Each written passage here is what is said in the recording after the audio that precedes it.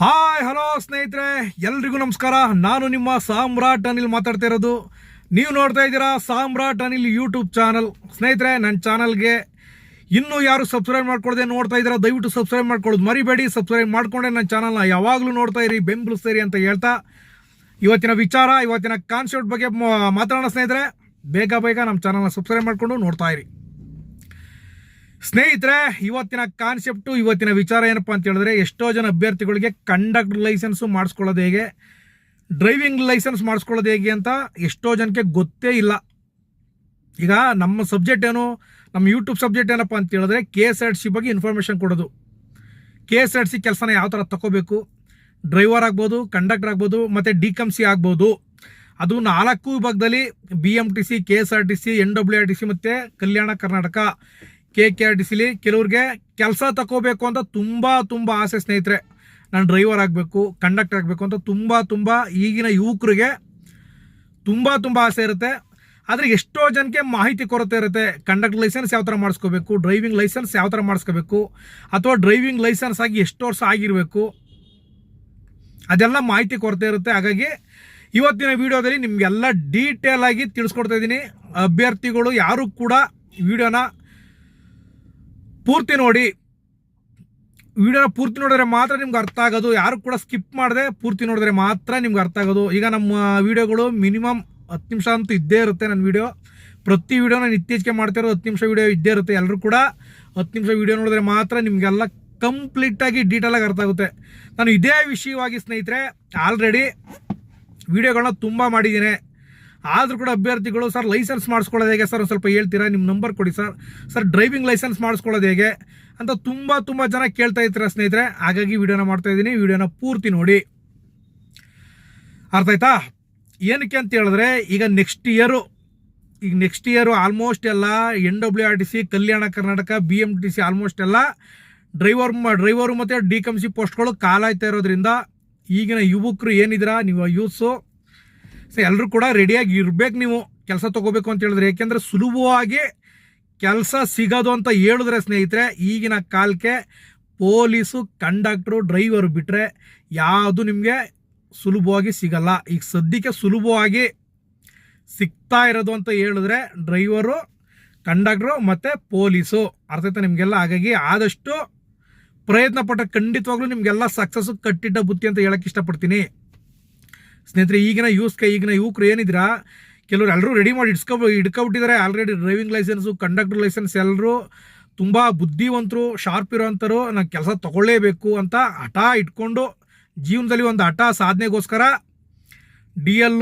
ಮತ್ತು heavy license ಮಾಡಿಸ್ಕೊಂಡು, conductor licence ಮಾಡಿಸ್ಕೊಂಡು ಆಲ್ರೆಡಿ ಅಪ್ಲಿಕೇಶನ್ ಹಾಕಿ ಯಾವಾಗ ಕಾಲ್ ಮಾಡ್ತಾರೆ ಅಂತ ಅಭ್ಯರ್ಥಿಗಳೆಲ್ಲ ಕಾಯ್ತಾ ಇದ್ದಾರೆ ಸ್ನೇಹಿತರೆ. ಅದೆಲ್ಲ ನನಗೂ ಕೂಡ ಗೊತ್ತು. ಆದರೆ ಎಷ್ಟೋ ಜನಕ್ಕೆ ಮಾಹಿತಿ ಕೊರತೆ ಇರುತ್ತೆ, ನಿಮಗೆಲ್ಲ ಗೊತ್ತಿರ್ಬೋದು. ಎಷ್ಟೋ ಜನಕ್ಕೆ ಮಾಹಿತಿ ಕೊರತೆ ಇರುತ್ತೆ. ಹಾಗಾಗಿ ಯಾರಿಗೆ ಮಾಹಿತಿ ಕೊರತೆ ಇದೆ ಅವ್ರಿಗೆಲ್ಲ ಈ ಒಂದು ವಿಡಿಯೋನ ಅರ್ಪಿಸ್ತಾ ಇದ್ದೀನಿ ಸ್ನೇಹಿತರೆ. ಬನ್ನಿ ವಿಡಿಯೋ ಹೇಳ್ತಾ ಇರ್ತೀನಿ, ನೀವು ನೋಟ್ ಮಾಡ್ಕೊಳ್ತಾ ಹೋಗಿ ಸ್ನೇಹಿತರೆ, ಓಕೆನಾ? ಸ್ನೇಹಿತರೆ, ಈಗ ಡ್ರೈವರ್ಗೆ ಅಪ್ಲಿಕೇಶನ್ ಹಾಕಿ, ಅಥವಾ ನೀವು DCMC ಆಗಬೇಕಾ, ಡ್ರೈವರ್ಗೆ ಆಗಬೇಕಾ, ಎರಡನ್ನೂ ಕೂಡ ಕಂಪ್ಲೀಟಾಗಿ ಡೀಟೇಲಾಗಿ ಹೇಳ್ತಾ ಹೋಗ್ತೀನಿ ಸ್ನೇಹಿತರೆ. ಇವಾಗ ಬರೀ ಡ್ರೈವರ್ಗೆ ಅಪ್ಲಿಕೇಶನ್ ಹಾಕಬೇಕು ಅನ್ನೋರು, ಇವಾಗ ಸದ್ಯಕ್ಕೆ ನೋಡಿ ಸ್ನೇಹಿತರೆ, ಯಾವುದೇ ರೀತಿಲೂ ಕೂಡ ಈಗ ನಮ್ಮ KSRTCನಲ್ಲಿ ಆಗ್ಬೋದು ಅಥವಾ 4 ವಿಭಾಗದಲ್ಲಿ ಆಗ್ಬೋದು, ಬರೀ ಡ್ರೈವರ್ಗಳನ್ನ ಕಾಲ್ ಮಾಡ್ತಿರೋದು ತೀರಾ ಕಮ್ಮಿ. ಆದಷ್ಟು ನೀವೆಲ್ಲ ಜೊತೆಗೆ ಕಂಡಕ್ಟರ್ ಲೈಸೆನ್ಸ್ ಮಾಡಿಸ್ಕೊಂಡ್ರೆ ಉತ್ತಮ. ಏನಕ್ಕೆ ಅಂತ ಹೇಳಿದ್ರೆ, DCMC ಅನ್ನೋ ಪೋಸ್ಟ್ನ ಜಾಸ್ತಿ ಕಾಲ್ ಮಾಡ್ತಾ ಇದ್ದಾರೆ. ನಿಮ್ಮ ಹತ್ರ ಕಂಪಲ್ಸರಿ ಕಂಡಕ್ಟರ್ ಲೈಸೆನ್ಸು ಇರಲೇಬೇಕು. ಹಾಗಿದ್ರೆ ಮಾತ್ರ ನೀವು ಅಪ್ಲಿಕೇಶನ್ ಹಾಕೋಬೋದು. ಏನಕ್ಕೆ ಅಂದರೆ ಅಂತ ಹೇಳಿದ್ರೆ, ಬರೀ ಡ್ರೈವರ್ ಪೋಸ್ಟ್ ಕಾಲ್ ಮಾಡ್ತಿರೋದು ತೀರಾ ತುಂಬ ಕಮ್ಮಿ. ಆಲ್ಮೋಸ್ಟ್ ಎಲ್ಲ ನೆಕ್ಸ್ಟ್ ಕಾಲ್ ಮಾಡೋದೇ DCMC ಪೋಸ್ಟ್. ಹಾಗಾಗಿ ಎಲ್ಲರ ಹತ್ರನೂ ನೀವು ಕಂಡಕ್ಟರ್ ಲೈಸೆನ್ಸ್ ಇಟ್ಕೊಂಡಿರಲೇಬೇಕು. ಡ್ರೈವಿಂಗ್ ಲೈಸೆನ್ಸ್ ಜೊತೆಗೆ ಕಂಡಕ್ಟರ್ ಲೈಸೆನ್ಸು ಕಂಪಲ್ಸರಿಯಾಗಿ ನೀವು ಇಟ್ಕೊಂಡಿರಲೇಬೇಕು. ಅರ್ಥ ಆಯ್ತಾ? ಯಾವ ಥರ ತಗೊಳ್ಳೋದು ಅಂತ ಹೇಳಿದ್ರೆ, ನೀವು ಯಾವ ಜಿಲ್ಲೆ ಅದ್ರ ಮೊದಲು ಗುರುತಿಸ್ಕೊಳ್ಳಿ. ನಿಮ್ಮ ಜಿಲ್ಲೆಯ RTO ಅಥವಾ ನಿಮ್ಮ ತಾಲೂಕಿನ RTO ಯಾವುದಿದೆಯೋ, ಡ್ರೈವಿಂಗ್ ಲೈಸೆನ್ಸ್ ಮಾಡಿಸ್ಕೊಳ್ಳೋಕ್ಕೆ ಸ್ನೇಹಿತರೆ ಹೇಳ್ತಿರೋದು ನಾನು. ನಿಮ್ಮ ಜಿಲ್ಲೆಯ, ನಿಮ್ಮ ತಾಲೂಕಿನ RTO ಯಾವುದಿರುತ್ತೋ ಅಲ್ಲಿಗೆ ಹೋಗಿ ನೀವು ಅಲ್ಲಿ ಕೇಳಿದ್ರೆ, ಸರ್ ನಾವು ಡ್ರೈವಿಂಗ್ ಲೈಸೆನ್ಸ್ ಮಾಡಿಸ್ಕೋಬೇಕು ಸರ್ ಅಂತ ಯಾರನ್ನಾದ್ರೂ ಕೇಳಿದ್ರೆ, ಅಥವಾ ಅಕ್ಕಪಕ್ಕದಲ್ಲಿರುವಂಥ ನಿಮ್ಮ RTO ಸುತ್ತ ಅಕ್ಕಪಕ್ಕದಲ್ಲಿ ಡ್ರೈವಿಂಗ್ ಸ್ಕೂಲ್ ಅಂತೂ ಕಂಪಲ್ಸರಿ ಇದ್ದೇ ಇರ್ತವೆ, ನಿಮಗೆಲ್ಲ ಗೊತ್ತು. ಡ್ರೈವಿಂಗ್ ಸ್ಕೂಲ್ ಅಂತೂ ನಿಮ್ಮ ತಾಲೂಕಿನ ಯಾವುದು RTO ಬರುತ್ತೋ ಅಥವಾ ನಿಮ್ಮ ಜಿಲ್ಲೆಯ RTO ಯಾವ್ದು ಬರುತ್ತೋ ಅದ್ರ ಸುತ್ತ ಡ್ರೈವಿಂಗ್ ಸ್ಕೂಲು ಇದ್ದೇ ಇರುತ್ತೆ. ಆ ಡ್ರೈವಿಂಗ್ ಸ್ಕೂಲ್ ಆಫೀಸ್ಗೆ ಹೋಗಿ ಸರ್ ನಾನು ಡ್ರೈವಿಂಗ್ ಲೈಸೆನ್ಸ್ ಮಾಡಿಸ್ಕೋಬೇಕು ಅಂತ ಇದ್ದೀನಿ ಅಂತ ಹೇಳಿದ್ರೆ ಖಂಡಿತವಾಗ್ಲೂ ಅವರು ಡ್ರೈವಿಂಗ್ ಲೈಸೆನ್ಸ್ನ ಮಾಡಿಸ್ಕೊಡ್ತಾರೆ. ಅರ್ಥ ಆಯ್ತಾ ಸ್ನೇಹಿತರೆ? ಡ್ರೈವಿಂಗ್ ಲೈಸೆನ್ಸು ಮಾಡಿಸ್ಕೊಂಡ ನಂತರ ನೀವು ಈಗ 4 ವೀಲ್ ಒಂದು ಕಂಪಲ್ಸರಿ ಮಾಡಿಸ್ಕೊತೀರಾ. ನೆಕ್ಸ್ಟು ಅದು ಆಗಿ 1 ವರ್ಷದ ನಂತರ ಹೆವಿ ಲೈಸೆನ್ಸ್ ಮಾಡಿಸ್ಕೋಬೇಕು. ಭಾರಿ ವಾಹನ ಪ್ಯಾಸೆಂಜರ್, ಅರ್ಥ ಆಯ್ತಾ? ಭಾರಿ ವಾಹನ ಪ್ಯಾಸೆಂಜರ್ PSV ಬಸ್ ಅಂತ ನಿಮಗೆ ಮಾಡಿಸ್ಕೊಡ್ತಾರೆ. ನಿಮ್ಮ 4 ಚಕ್ರದ ಅಂದರೆ ಏನು ಕಾರ್ ಲೈಸೆನ್ಸ್ ಮಾಡಿಸ್ಕೊಂಡು ಸ್ನೇಹಿತರೆ 1 ವರ್ಷ ಆದ ನಂತರ ಹೆವಿ ಲೈಸೆನ್ಸ್ ಮಾಡಿಸ್ಕೊಂಡು ಬಸ್ ಬ್ಯಾಡ್ಜು ಬಸ್ ಲೈಸೆನ್ಸ್ ಮಾಡಿಸ್ಕೊಂಡು 1 ವರ್ಷ ಕಂಪಲ್ಸರಿ ಆಗಿರಬೇಕು. ಕಾರ್ ಲೈಸೆನ್ಸ್ ಆಗಿ ನಿಮಗೆ 4 ವೀಲರ್ ಲೈಸೆನ್ಸ್ ಆಗಿ 1 ವರ್ಷ ಕಂಪಲ್ಸರಿ ಆದಮೇಲೆ 1 ವರ್ಷ ತುಂಬಿದ ನಂತರ ಮತ್ತೆ ಅದೇ RTOಗೆ ನೀವು ಹೋದರೆ ಅದೇ RTO ಸುತ್ತಮುತ್ತ ಯಾವ್ದಾದ್ರು ಡ್ರೈವಿಂಗ್ ಸ್ಕೂಲ್ನ ಹಿಡಿದ್ರೆ ನಿಮ್ಗೆ ಗೊತ್ತಾಗಲಿಲ್ಲ ಅಂತ ಹೇಳಿದ್ರೆ ಡ್ರೈವಿಂಗ್ ಸ್ಕೂಲ್ಗೆ ಹಿಡೀರಿ. ಅವರೆಲ್ಲ ನಿಮ್ಗೆ ಕಂಪ್ಲೀಟಾಗಿ ಡೀಟೇಲಾಗಿ ಮಾಹಿತಿ ಕೊಡ್ತಾರೆ. ಆಮೇಲೆ ನೀವು ಹೆವಿ ಲೈಸೆನ್ಸ್ನ ಮಾಡಿಸ್ಕೋಬೋದು. ಯಾವಾಗ ನಿಮಗೆ 1 ವರ್ಷ ತುಂಬಿರುತ್ತೋ ಕಾರ್ ಲೈಸೆನ್ಸ್ ಮಾಡಿಸ್ಕೊಂಡು ನಂತರ ನೀವು ಹೆವಿ ಲೈಸೆನ್ಸ್ ಮಾಡಿಸ್ಕೋಬೇಕು. ಅದಕ್ಕೆ 7,000 to 8,000 ಖರ್ಚಾಗ್ಬೋದು ಮಿನಿಮಮು ಈಗಿನ ರೇಟ್ಗೆ. ಆದಾಗಿ 2 ವರ್ಷ ಕಂಪ್ಲೀಟ್ ಆಗಿರಬೇಕು ಸ್ನೇಹಿತರೆ. ನಿಮ್ಮದು ಹೆವಿ ಲೈಸೆನ್ಸ್ ಆಗಿ 2 ವರ್ಷ ಪೂರ್ಣಗೊಂಡಿರಬೇಕು. ಅಪ್ಲಿಕೇಶನ್ ಹಾಕೋಕ್ಕೆ ಟೋಟಲ್ಲು ನಿಮ್ಮ DLನ ವ್ಯಾಲಿಡಿಟಿ 3 ವರ್ಷ ಆಗಿರಬೇಕು. ಲೈಟು ಡ್ರೈವಿಂಗ್ ಲೈಸೆನ್ಸ್ ಆಗಿ 1 ವರ್ಷ ಕಂಪ್ಲೀಟ್ ಆಗಿರಬೇಕು. ಹೆವಿ ಲೈಸೆನ್ಸ್ ಆಗಿ 2 ವರ್ಷ ಕಂಪ್ಲೀಟ್ ಆಗಿರಬೇಕು. ಅರ್ಥ ಆಯ್ತಾ? ಇದು ಲೈಸೆನ್ಸ್ ಆಗೋಯ್ತು. ಕಂಡಕ್ಟರ್ ಲೈಸೆನ್ಸ್ ಮಾಡಿಸೋದು ಹೇಗೆ ಅಂತ ಎಷ್ಟೋ ಜನಕ್ಕೆ ಗೊತ್ತಿಲ್ಲ ಸ್ನೇಹಿತರೆ. ಸರ್ ನಮ್ಮ ಕಂಡಕ್ಟರ್ ಲೈಸೆನ್ಸ್ ಮಾಡಿಸ್ಕೋಬೇಕು ಅಂತ ಇದ್ದೀನಿ ಸರ್, ಯಾವ ಥರ ಮಾಡಿಸ್ಕೋಬೇಕು ಅಂತ ಗೊತ್ತಿಲ್ಲ, ದಯವಿಟ್ಟು ಇದ್ರ ಬಗ್ಗೆ ತಿಳಿಸ್ಕೊಡಿ ಅಂತ ತುಂಬ ಜನ ಕೇಳ್ತಾ ಇದ್ದೀರಾ. ತುಂಬ ಜನ ಕೇಳ್ತಾ ಇದ್ದೀರಾ ಸ್ನೇಹಿತರೆ. ಕಂಡಕ್ಟರ್ ಲೈಸೆನ್ಸ್ ಮಾಡಿಸ್ಕೊಳ್ಳೋದು ಅದೇ ಥರನೇ ಸೇಮ್. ನಿಮ್ಮ ಜಿಲ್ಲೆಯ ನಿಮ್ಮ ತಾಲೂಕಿನ, ಅರ್ಥ ಆಯ್ತಾ? ನಿಮ್ಮ ಜಿಲ್ಲೆಯ ನಿಮ್ಮ ತಾಲೂಕಿನ RTO ಯಾವುದಿದೆಯೋ ಅಲ್ಲಿಗೆ ಹೋಗಿ ಅದರ ಸುತ್ತಮುತ್ತಲ್ಲಿ ಯಾವ್ದಾದ್ರು ಡ್ರೈವಿಂಗ್ ಸ್ಕೂಲ್ ಕಂಪಲ್ಸರಿ ಇದ್ದೇ ಇರುತ್ತೆ. ಅಲ್ಲಿಗೆ ಹೋಗ್ಬಿಟ್ಟು ಸರ್ ನಾನು ಕಂಡಕ್ಟರ್ ಲೈಸೆನ್ಸ್ ಮಾಡಿಸ್ಕೋಬೇಕು ಅಂತ ಇದ್ದೇನೆ. ಈಗ ಎಷ್ಟೋ ಜನದ ಹತ್ರ ಡ್ರೈವಿಂಗ್ ಲೈಸೆನ್ಸ್ ಇದೆ, ಹೆವಿ ಡ್ರೈವಿಂಗ್ ಲೈಸೆನ್ಸ್ ಇದೆ, ಆದರೆ ಕಂಡಕ್ಟರ್ ಲೈಸೆನ್ಸ್ ಇಲ್ಲ. ಅವ್ರಿಗೆಲ್ಲ ಈ ಮಾಹಿತಿನ ಹಂಚ್ಕೊಳ್ಳಿ, ಕರೆಕ್ಟಾಗಿ ನಿಮಗೆಲ್ಲ ಅರ್ಥ ಆಗುತ್ತೆ ಸ್ನೇಹಿತರೆ. ಅರ್ಥ ಆಯ್ತಾ?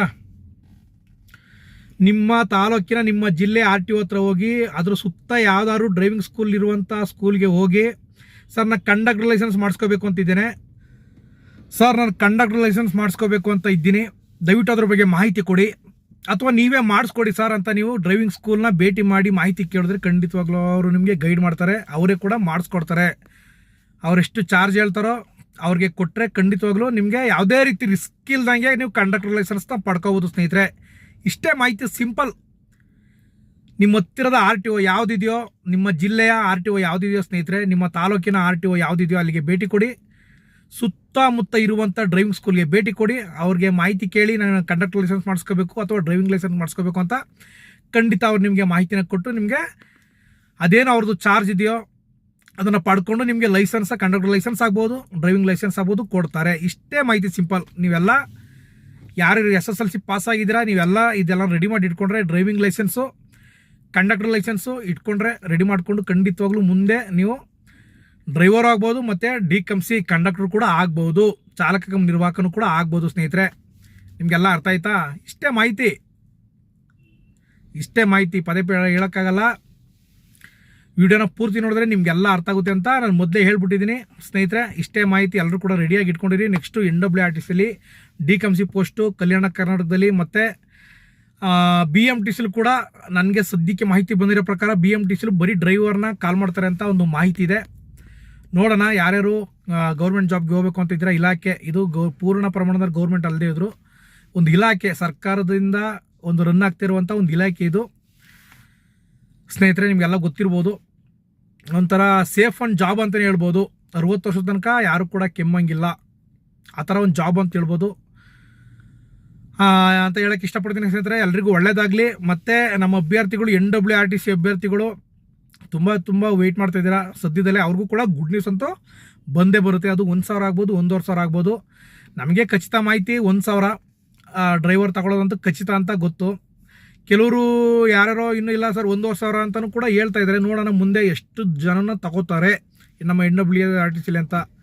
ಈಗ ಏನು ವರದಿ ಪಾಸ್ ಆಗಿದ್ದಾರೆ ಸ್ನೇಹಿತರೆ, ಅವ್ರನ್ನೇ ಕೂಡ ಈಗ 1,000 ಅವ್ರನ್ನ ತಗೋತಾರೆ ಅಂತ ಮಾಹಿತಿ ಇದೆ. ಖಂಡಿತವಾಗ್ಲೂ ತಗೋತಾರೆ.